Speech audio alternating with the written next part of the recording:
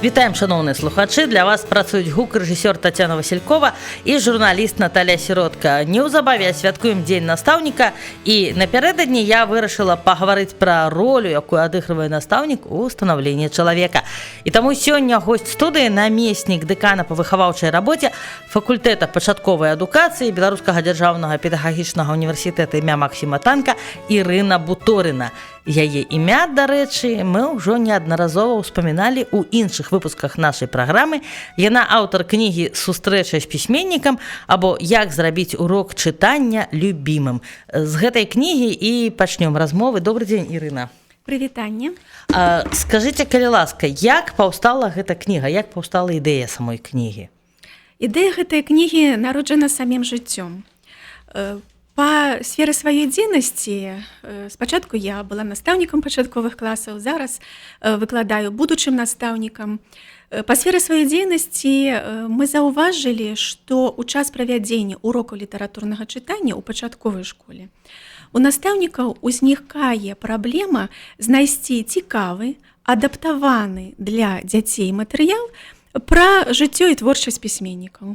Безумоўна, існуюць энцыклапедыі, пэўныя дарослыя даведнікі, але для маленькіх дзетак цікава, як, напрыклад, матуля называла пісьменніка, калі ён быў маленькім, як ён пайшоў у школу, у якія гульні ён любіў гуляць. Таму ўзнікла задума стварыць падобную кнігу і спытаць нашых вядомых дзіцячых пісьменнікаў менавіта наконт таго, што цікавіць дзяцей. На жаль, фармат кнігі не дазволіў змясціць вельмі многа персаналей. На жаль, гэта, канешне, абмежавана пэўнай колькасцю старонак. Аднак, усё ж такі мы стараліся прадставіць аўтараў, якія неаднаразова сустракаюцца і ў дзіцячых падручніках для пачатковай школы, ну і увогуле, скажам так, ужо зрабілі сваё імя ў літаратуры. Гэта ўсё беларускамоўныя аўтары ці рускамоўныя таксама ўвайшлі ў гэту кнігу? Тут ёсць аўтары, якія пішуць і на беларускай, на рускай мове, аднак ва ўсіх у іх ёсць творы беларускамоўныя таксама. І яны ўсе ўваходзяць у кнігу, у літаратурнае чытанне? У праграме ці для падручнікаў, калі гэта асноўны спіс для вывучэння, ёсць спісы для пазакласнага чытання. Ну і ўвогуле мы ж ведаем, што ў пачатковай школе вельмі важна пашыраць чытацкі кругагляд. І вельмі важна, што гэта ўсё гэта ўсё пісьменнікі, якія зараз жывуць, напрыклад, могуць прыйсці на сустрэчу з чытачамі, так? У асноўным так. На жаль, вясной пайшоў з жыцця Іван Андрэевіч Муравейка, вельмі вядомая персона ў дзіцячай літаратуры, які пакінуў вельмі вялікую спадчыну літаратурную.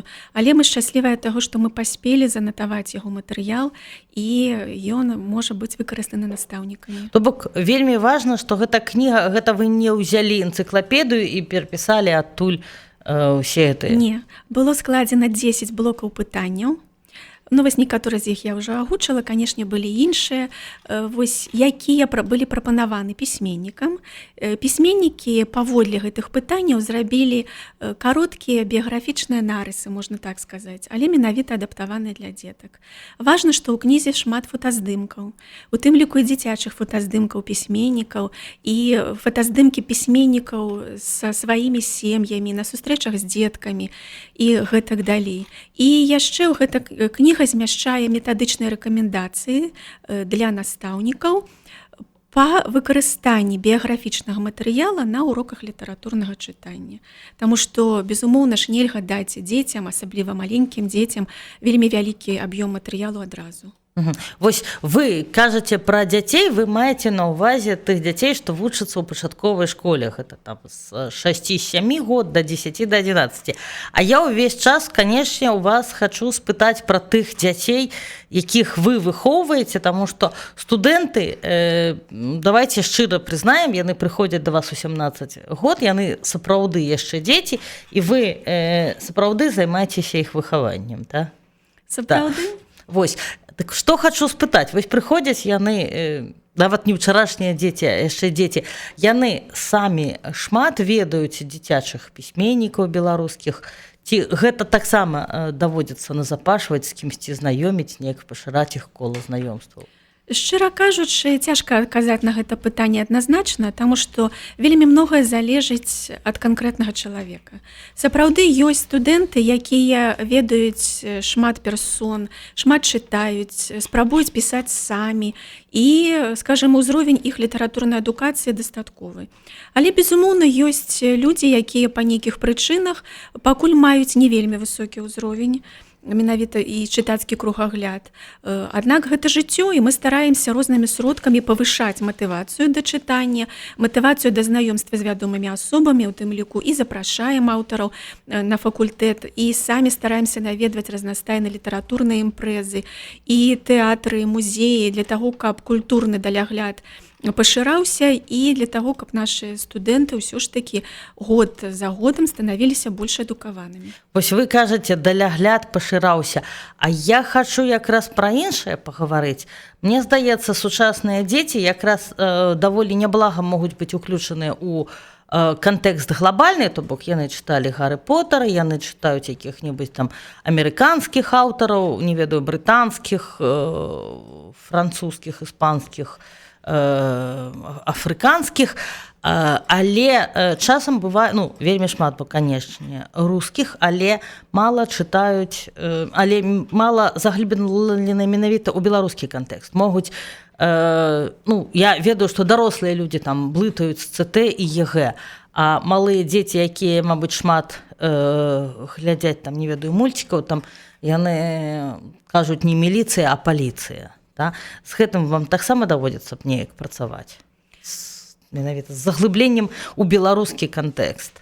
Канешне, я ж вось і, магчыма, прывяду адзін з прыкладаў, што ў нас уже ў 2016 годзе пачаўся праект ад культуры чытання да культуры асобы, у які ўключаны дастаткова шмат нашых будучых настаўнікаў, і асноўная задача гэта якраз такі знаёмства з нашай беларускай дзіцячай літаратурай на прыкладах канкрэтных нашых аўтараў. Вось вельмі важны, канешне, тут і асабісты прыклад і нашых выкладчыкаў, і увогуле тыя магчымасці, калі студэнт знаёміцца, ну, напрыклад, ці ў бібліятэцы, ці нават на факультэце з кнігай, разнастайныя акцыі, напрыклад, мы ведаем юбілейныя даты, якія павінны адбыцца і ў гэтым годзе, і ў наступным годзе, і стараемся таксама далучаць іх. Вось, безумоўна, гэта працэс непросты, ён доўгатэрміновы, але, ну, вельмі радасна, што апошнім часам сапраўды многа дзіцячай разнастайнай літаратуры, і з ею дастаткова прыемна працаваць. Вы прымушаеце неяк там студэнтаў менавіта чытаць дзіцячыя кніжкі, даваць ім? У нас ёсць вучэбны прадмет, сусветная дзіцячая літаратура і беларуская дзіцячая літаратура, у час вывучэння якіх студэнты чытаюць і вядуць чытацкія дзённікі.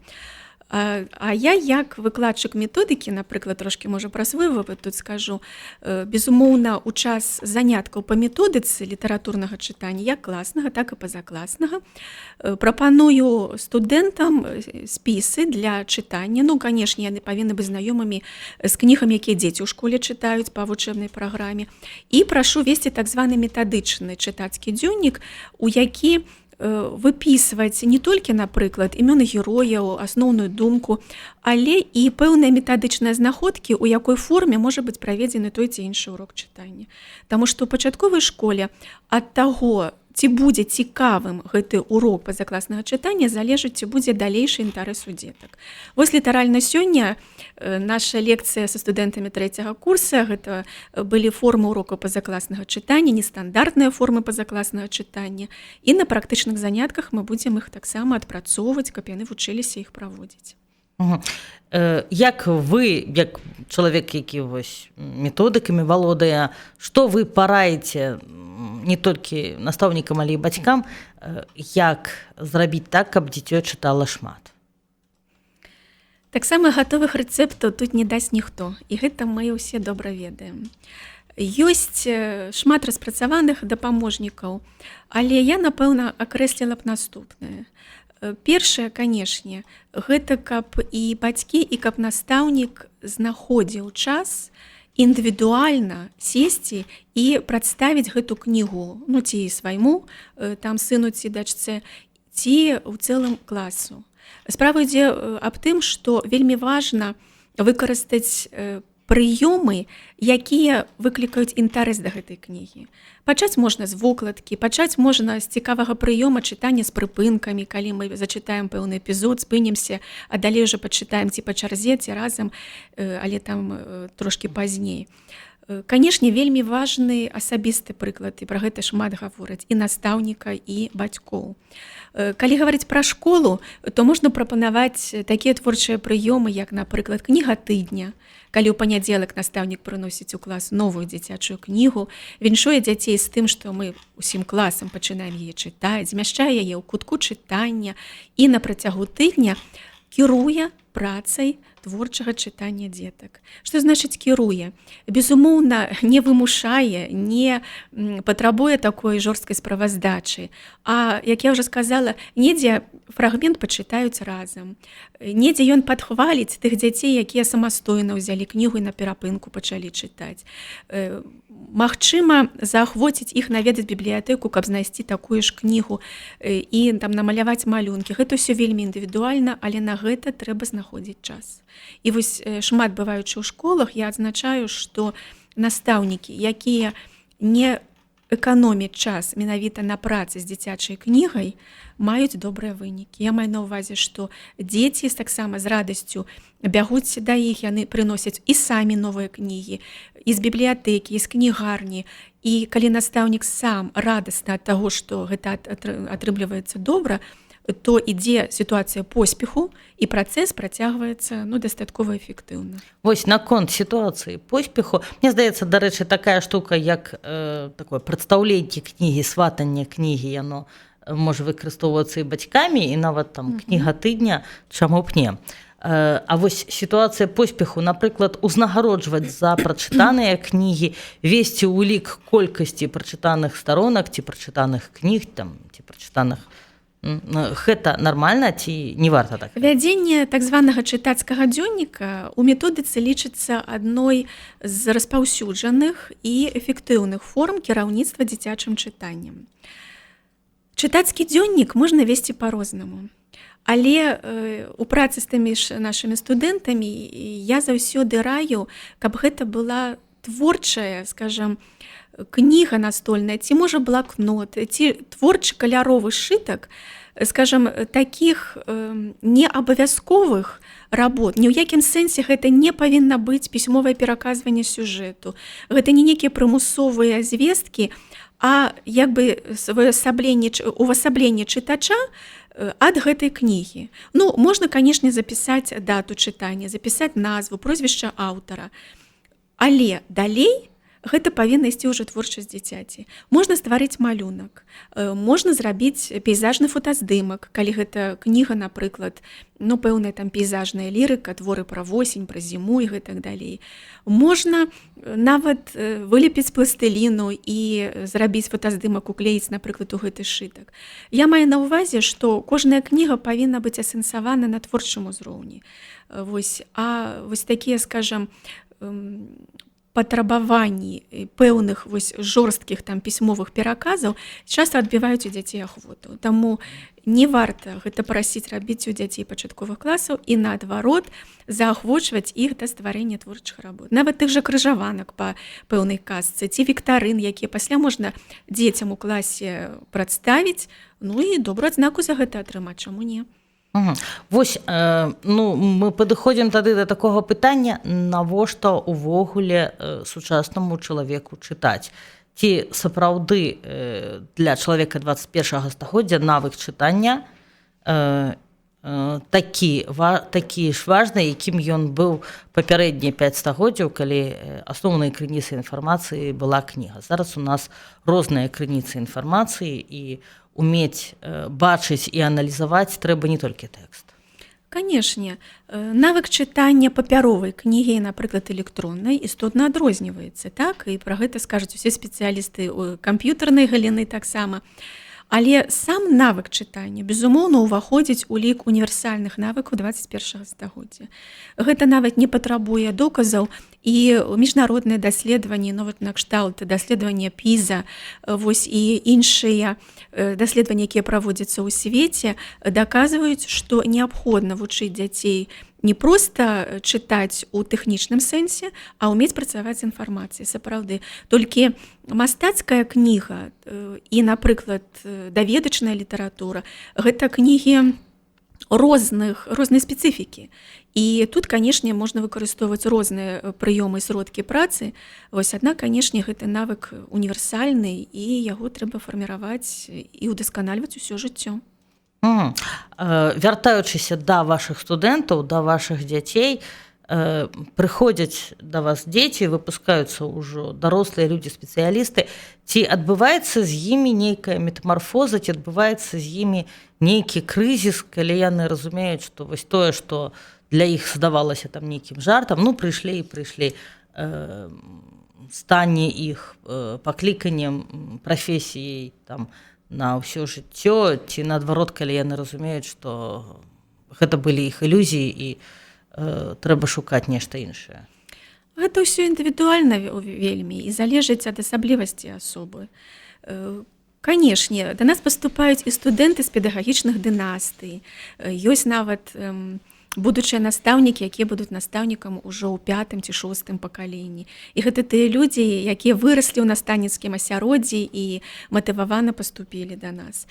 Ёсць студэнты, якія паступілі таму, што любяць дзяцей і хочуць з імі працаваць і атрымліваць ад гэтага задавальненне. Безумоўна, ёсць студэнты, якім цікавая сама прафесія настаўніка, як чалавека, які дае веды, выхоўвае і так далее. Ўсё гэта вельмі індывідуальна.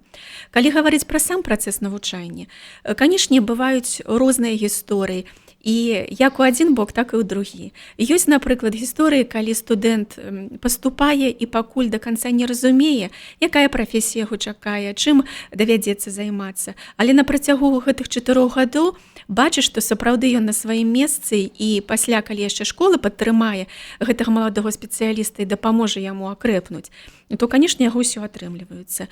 Ёсць выпадкі, гэта таксама, напэўна, у любой прафесіі, калі частка людзей, якія паступаюць, але на працягу нейкіх момантаў разумеюць, што, магчыма, гэта не яго прафесія. Вось. Аднак усё ж такі большасць нашых студэнтаў арыентаваны, матываваныя для працы. Вось. І нам прыемна назіраць за іх поспехамі.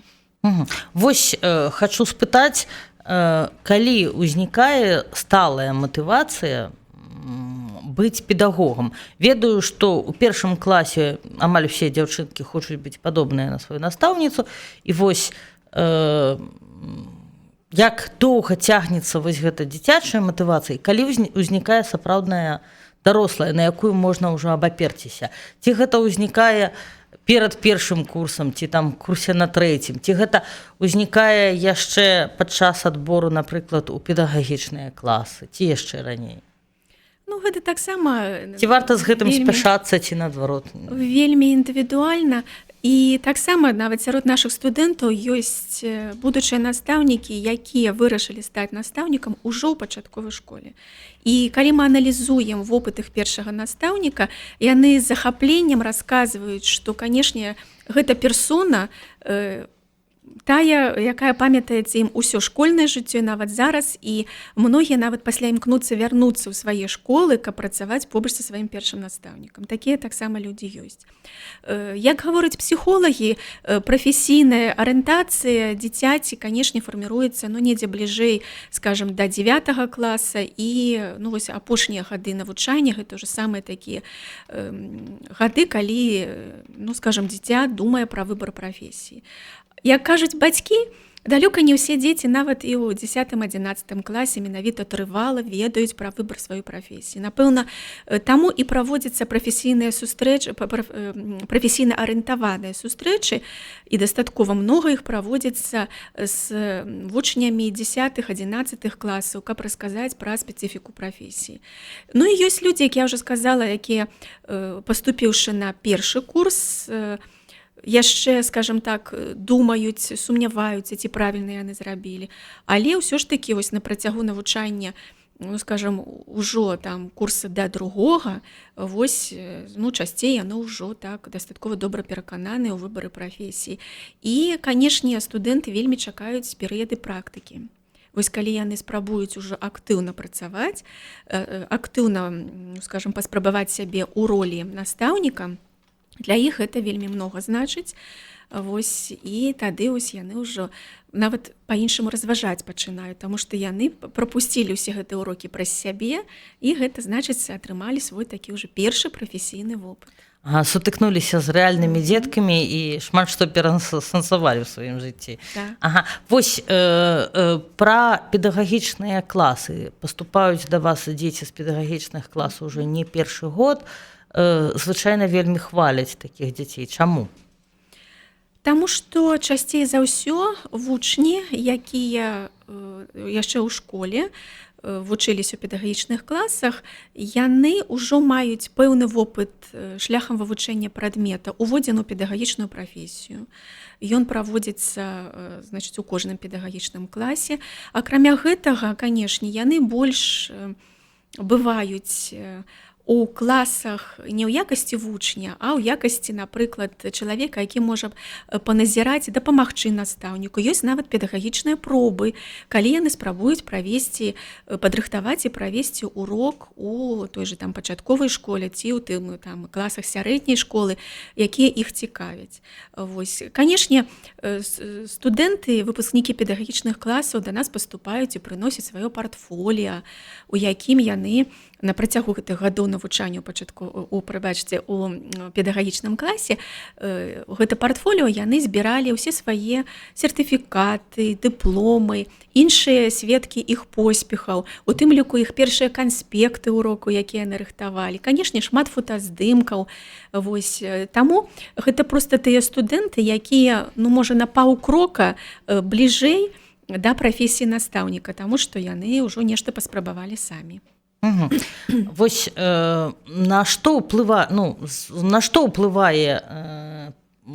фігура першага настаўніка? Вы ўжо сказалі, што яна ўплывае часам нават на выбар прафесіі, але чаму зараз і псіхолагі, і педагогі раяць, і бацькі ўжо гэта ўсвядомілі, усе імкнуцца знайсці, аддаваць дзіцё не ў пэўную школу, а менавіта да пэўнага настаўніка. Што яшчэ нам дасць, як гэта сказаць, фігура першага настаўніка? На гэта пытанне можна адказваць вельмі доўга, таму што і сама я па сваёй першай адукацыі настаўнік пачатковых класаў і працавала 15 гадоў у школе настаўнікам пачатковых класаў. Таму пераканаўча я магу сказаць, што асоба першага настаўніка ўплывае абсалютна на ўсе працэсы станаўлення асобы дзіцяці. І нават калі дзіця праз некалькі гадоў не выбере прафесію настаўніка, усё роўна першыя крокі, як я ўжо сказала, і маленькага чытача, першыя крокі увогуле ў арганізацыі сваёй вучэбнай працы, першыя моманты выканання тых жа дамашніх заданняў, гэтак далей, усё гэта тое, чаму вучыць настаўнік пачатковых класаў. Таму, безумоўна, роля настаўніка пачатковых класаў вельмі вялікая у працэсе выхавання і станаўлення асобы. Вось хочу спытаць. Летась у нас былі такія сітуацыі, што даволі часта дзеці не наведвалі школу некаторы час, ці па розных прычынах. Ці могуць бацькі, мы ўжо усе зразумелі, што бацькі не могуць быць настаўнікамі сярэдняй школы, не могуць быць настаўнікамі, прадметнікамі для сваіх дзяцей, а вось настаўнікамі пачатковых класаў яны могуць быць, ці ўсё ж такі лепей гэта давяраць асобе настаўніка, вучыць чытаць, вучыць запаўняць дзённік, вучыць збіраць партфель. На першы погляд можа падацца, што навучанне ў пачатковай школе не выклікае ніякіх цяжкасцей, усё гэта можна зрабіць вельмі лёгка. Аднак насамрэч, канешне, гэта не так, і вельмі важна менавіта, каб тут пачынаў і працаваў настаўнік і кіраваў бацькамі. Я маю на ўвазе, кіраваў у самым добрым сэнсе слова дапамагаў сапраўды як арганізаваць там дома вучэбную дамашнюю работу, дапамагаў тым жа бацькам у кіраўніцтве дамашнім чытаннем дзяцей і гэтак далей. Таму, канешне, гледзячы на тое, што здавалася б зараз у нас ідзе стагоддзе інфармацыйных тэхналогій, усё роўна асобу настаўніка камп'ютары, пэўныя там дыстанцыйныя сродкі замяніць не могуць. А вось у супрацоўніцтве настаўнік, бацькі, вучні, ну і плюс яшчэ сучасныя інфармацыйныя тэхналогіі, тут можна многага дасягнуць. І, дарэчы, вось вы ўзгадалі тэму дыстанцыйнага навучання. Я ведаю, што вельмі ў многіх школах рэспублікі настаўнікі якраз такі, ну, спачатку, канешне, асвоілі самі методыку працу, напрыклад, праз розныя сродкі аддаленага навучання.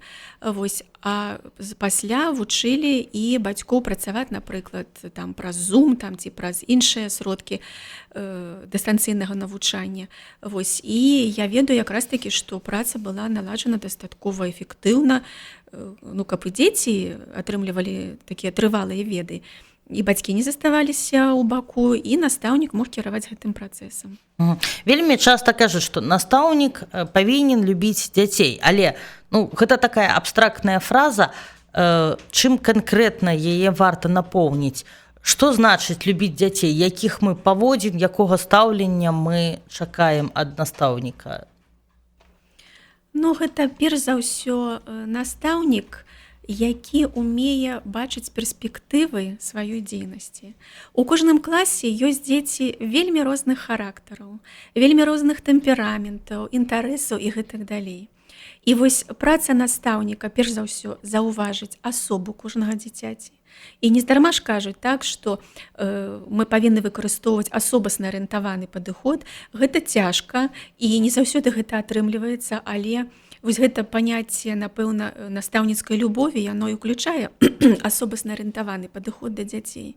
Плюс, на маю думку, любоў настаўніка да класа – гэта стварэнне псіхалагічна вельмі камфортнай абстаноўкі ў класе, каб дзеці не баяліся задаць пытанне, не баяліся выказаць сваю думку, але баяліся пакрыўдзіць іншага чалавека, таму што, ну, таксама як кожны чалавек асоба, значыць, і сябар, які знаходзіцца з табой там за партай ці сядзіць перад табой за партай, ён таксама патрабуе такіх жа уважлівых адносінаў. Яшчэ, канешне, вельмі важна, каб у класе сфарміраваўся добры калектыў. Таксама добразычлівы, паважлівы, накіраваны на вучобу і развіццё. Вось, таму, напэўна, любоў настаўніка – гэта такая, ж кажу, вельмі перспектыўна наладжаная сумесная праца з вучнямі. Ну і на развітанне, пажаданне нашым слухачам у сувязі з тым, што мы тут і пра кніжку пагаварылі, і пра літаратурнае чытанне, і пра асобу настаўніка. Вельмі хацелася б пажадаць, безумоўна, перш за ўсё здароўя фізічнага і здароўя псіхалагічнага ва ўзаемаадносінах і з дзеткамі, і з настаўнікамі, і паміж сабой. І, ну, як уже з нагоды дня настаўніка, хочацца, безумоўна, павіншаваць і ўсіх настаўнікаў, і ўсіх тых, хто звязаны з гэтай працай, пажадаць плёну, каб гэта заўсёды была любімая творчая праца ў жыцці. Дзякуй вялікі. Нагадаю, госцяй праграмы «Дыялогі пра культуру» сёння была намеснік дэкана па выхаваўчай рабоце факультэта пачатковай адукацыі Беларускага дзяржаўнага педагагічнага універсітэта імя Максіма Танка Ірына Буторына. Пераслухаць размову можна на нашым YouTube-канале ці на сайце радыёкультура.by. На гэтым гук-рэжысёр Тацяна Васількова і вядучая Наталя Сіротка з вамі развітваюцца. Да хуткай сустрэчы.